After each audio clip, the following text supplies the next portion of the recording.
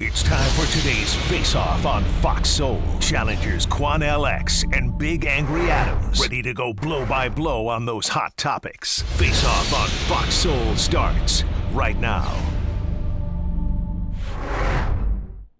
And we are choosing to air part of the video so that people can understand how random this attack was and how it just could have been anyone on that light rail.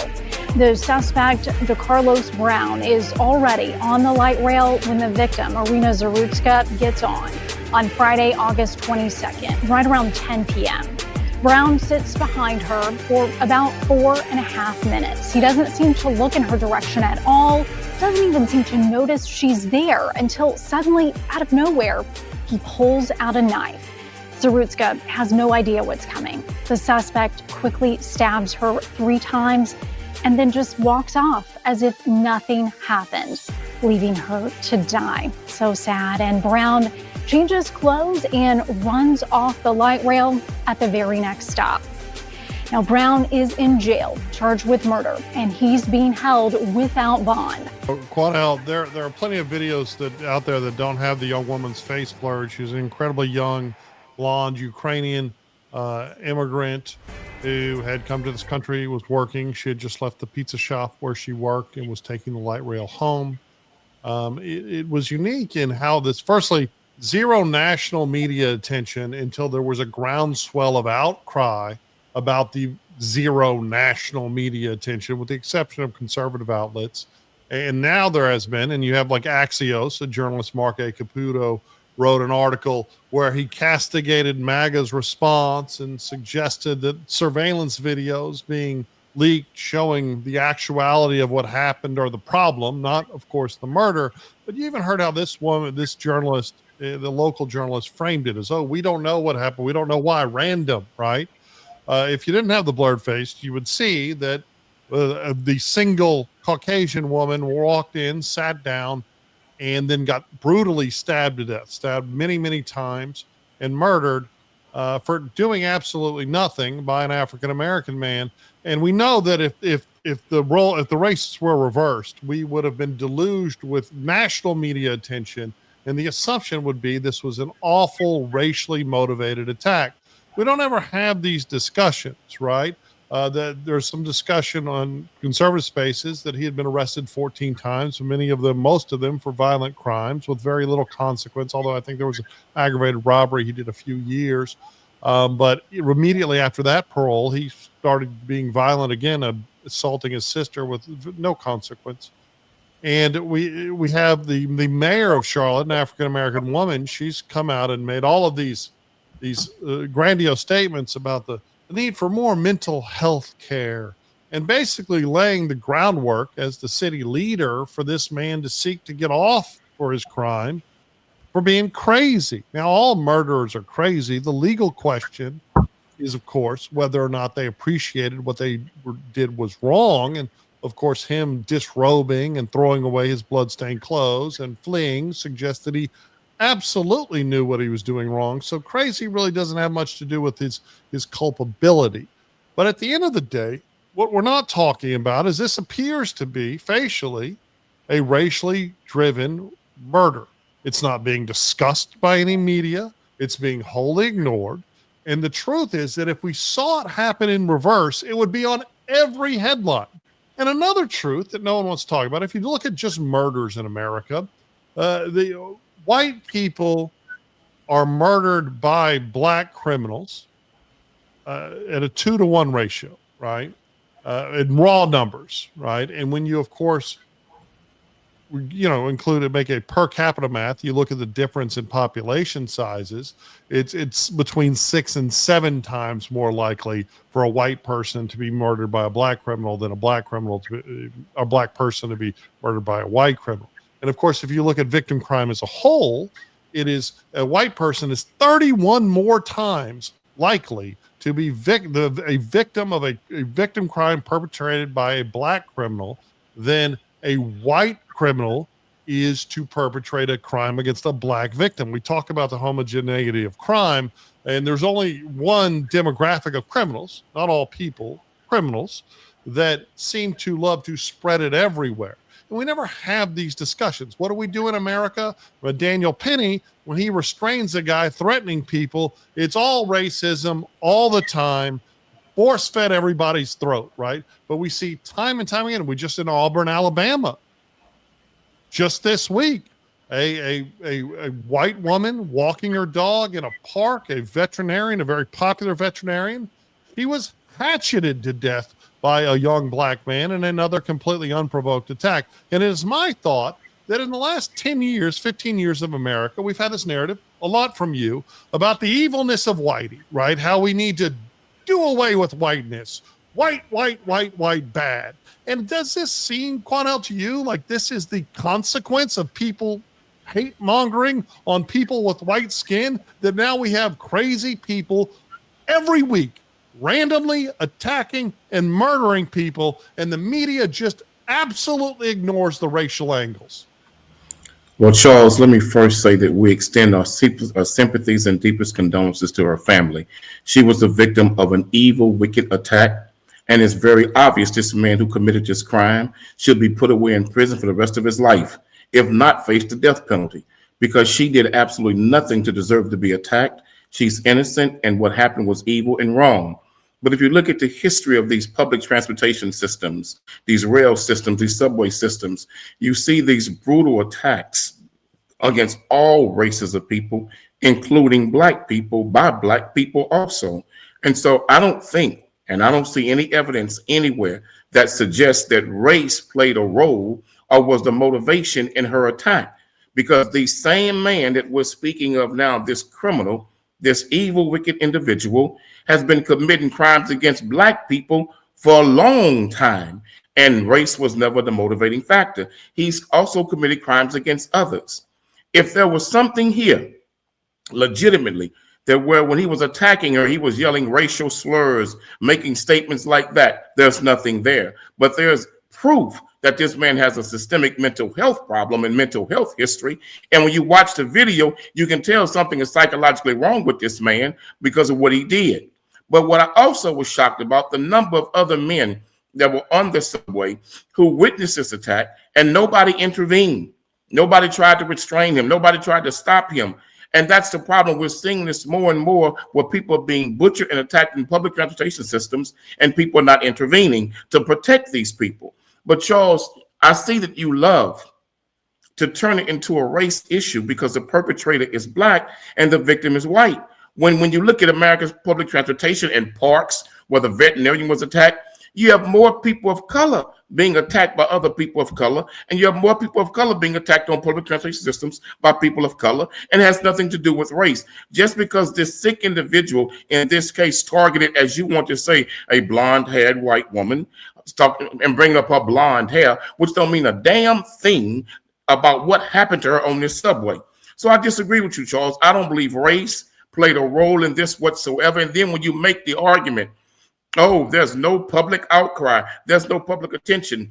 Black people have been saying that for 100 years about the media in America, that multiple black people die every week in inner cities of America by the 10s, 20s, 30s, and even sometime the 50s. And there is no public global attention. There is no national outcry. So now that a white person dies, you feel because a black person did it and a black person's the murderer, the victim is white, that it should be a national case. Guess what, Charles? It happens every day in the black community where black people murder each other in Houston, Chicago, Dallas, Los Angeles, New York, Philadelphia, Memphis, and kids are being murdered too, and they don't turn out to be national major media cases. I don't think race had anything to do with this. And the concocted statistics that you like to bring up all the time. Actual statistics, actual data, real numbers. White people who want to put racial narratives on crimes where race has nothing to do with it is not going to fly with me, because trust me, I see some statistics that contradict the very ones that you put out, and I see others contradicting those. So at the end of the day, Charles, let's stop trying to make race an issue in crimes where race had nothing to do with it. What you had was an innocent victim who was a victim of a crime who didn't deserve it, and a sick individual who just so happened to be black who carried out that crime. But I don't think race played a role in it all.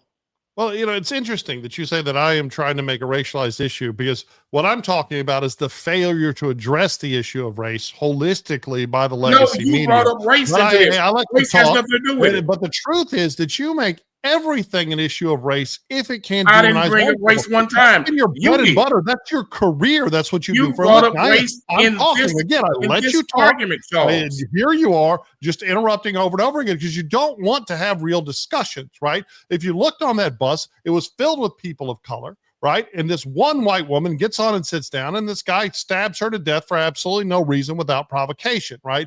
Mark Caputo from Axios writes about the horror of releasing the surveillance tape, of having too much surveillance footage, right? Which is insane, right? And the horror of MAGA, as opposed to talking about the horror of this attack, which I appreciate you gave some lip service to, but then you said, oh, well, da.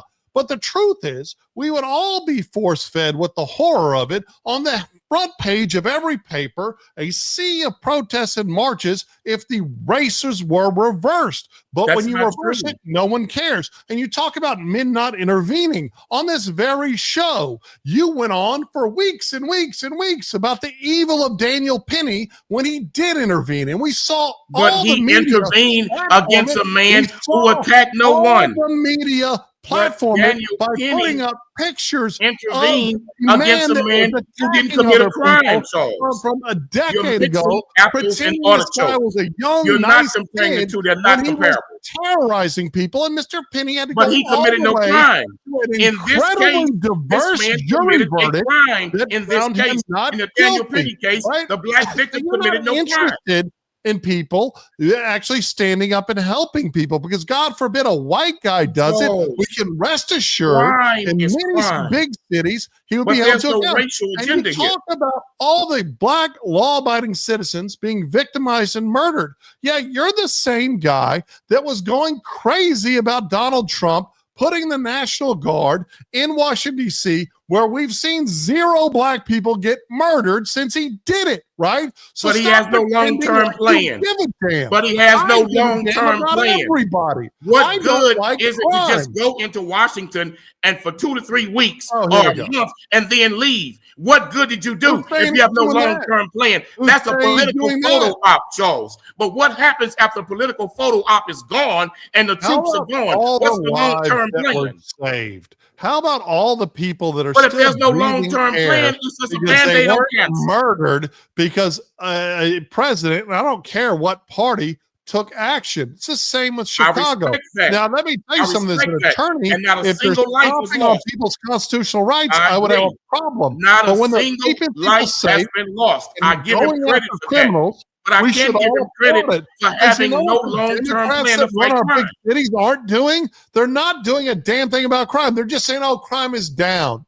And they're ignoring the fact that crime statistics are largely down because people see the futility of reporting it, because cops But don't Charles, show up we when you cannot call fight them to crime take report. with a Band-Aid on cancer. We cannot have some quick fix solution, Oh, and then when the as- troops are as- gone, As the crime mayor comes of back. Charlotte Where's said, the long-term we can plan? incarcerate ourselves out of crime. We absolutely can. Right? No, we if you are cannot. somebody that commits You violence can't against build- other you people, cannot if build you're in prison, enough you're prison not hurting other people. to stop crime, Charles. What we have to do is put real long-term meaningful plans in place. Donald Trump is going to remove those troops. You got to renew that every 30 days. When they leave, if they leave with no real long-term tangible plan of action in place, then This is you. This is you complaining about action. is no to race in stop this murder case. crime. Right? Race And this plays is no role in you this murder saying, oh, well, this obviously isn't race. He But you obviously brought it didn't up. stab her because But she you was brought it white, up. the only white But you person brought on it the up. train. And he didn't stab any of the people of color. But And it Charles, wasn't because she was where's white the at proof all. her race played At all. a role? Where's the proof her race played a role? Case. How was a man able to check out a Kirby High School student while pretending to be her brother? WREG's Raven Copeland reports from Hickory Hill, where many are just shocked and disappointed this evening. A disturbing situation reported at Kirby High School this week. Memphis police say 23-year-old Kevin Talley Jr. checked a 16-year-old student out of school after he pretended to be her brother. I'm not sure as to why that was accepted or allowed at the school, but they definitely need to do more thorough and deep research and getting those IDs and everything and making sure they're getting and keeping track of who's taking the students out of the school. The affidavit shows Tally then drove to an unknown location and engaged in a sexual act with the child. After, Memphis police say the suspect drove to a Walgreens to get money out of an ATM, but he allegedly refused and attempted to leave the teen, but she jumped back into the car. Tally's accused of dropping the child off at Kirby High, where she told deputies about the sexual act and Tally's refusal to pay her the $60.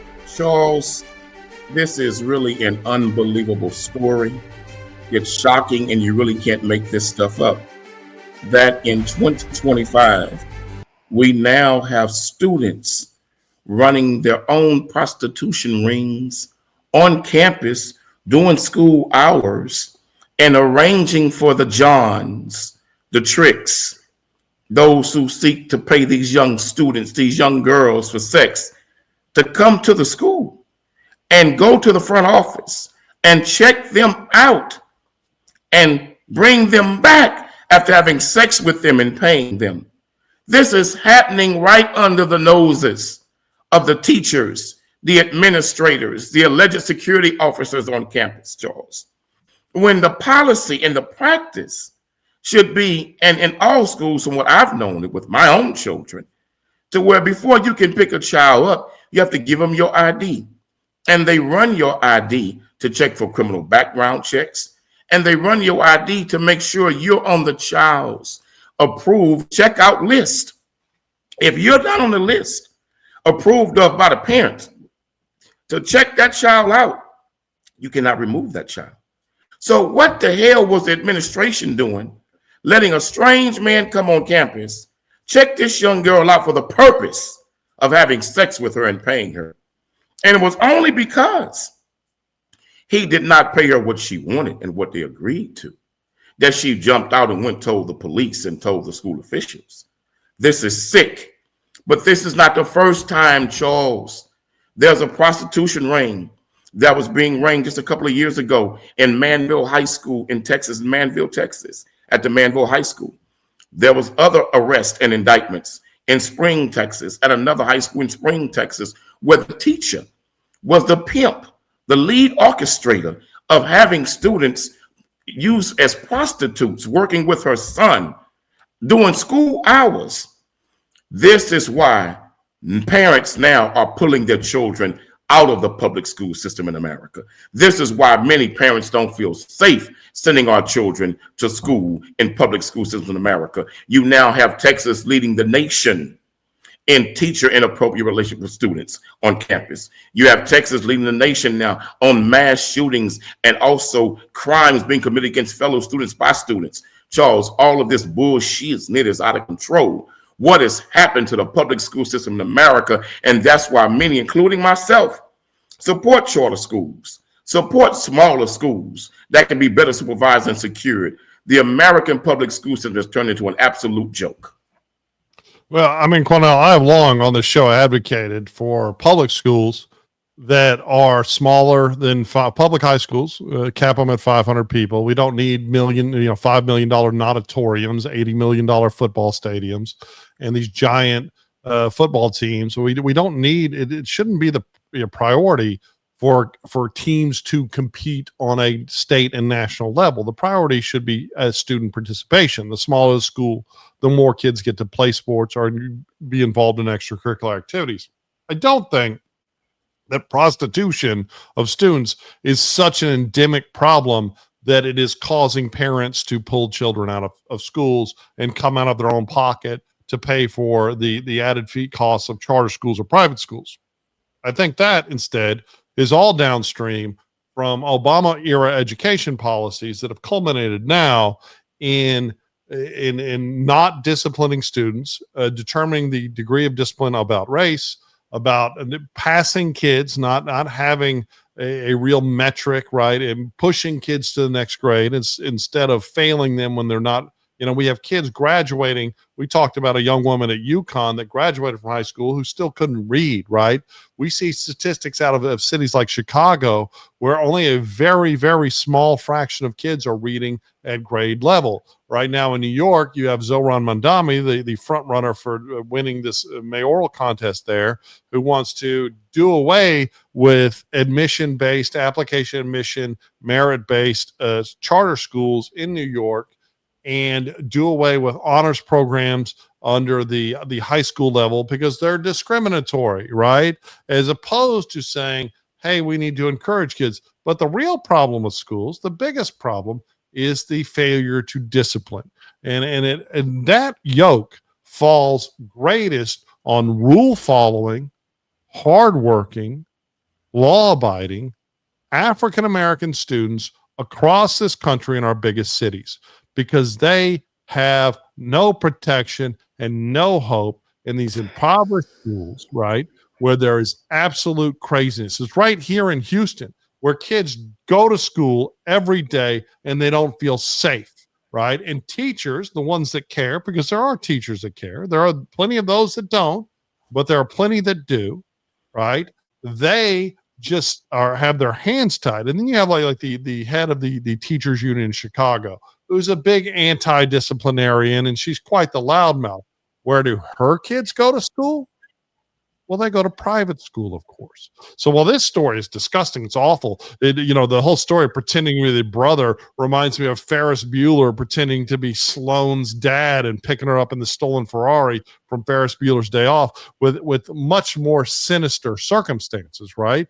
And this guy who hopefully will spend decades in prison, probably not, Memphis, far left DA, but hopefully will spend decades in prison for sexual assault of a child, is brought all of this on being a predator monster, but also being a con artist and a skinflint who didn't want to pay for what he promised this young girl that doesn't have the capacity to consent. That doesn't matter to me.